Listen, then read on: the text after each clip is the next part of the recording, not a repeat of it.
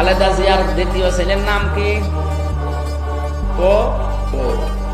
2023 সালে কোনো এক মাহফিলে নামের সৌন্দর্য বোঝাতে বিএনপির প্রতিষ্ঠাতা জিয়াউর রহমান ও সাবেক প্রধানমন্ত্রী বেগম খালেদা জিয়ার ছোট ছেলে মরহুম আরাফাত রহমান কোকর নাম নিয়ে একটি কুরুচিপূর্ণ মন্তব্য করেছিলেন বর্তমানে আলোচিত ইসলামী বক্তা ও কুষ্টিয়া 3 আসনের জামায়াতে ইসলাম মনোনীত প্রার্থী মুফতি আমির হামজা।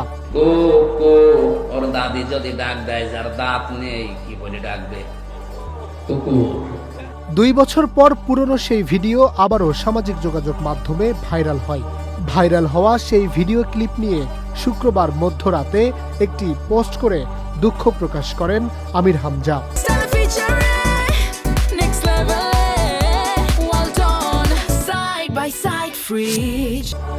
আমির হামজা লেখেন, আলোচিত বক্তব্যটি সাম্প্রতিক নয়, এটি 2023 সালের। সেই সময়েই তিনি বিষয়টি নিয়ে অনুতাপ প্রকাশ করেছিলেন।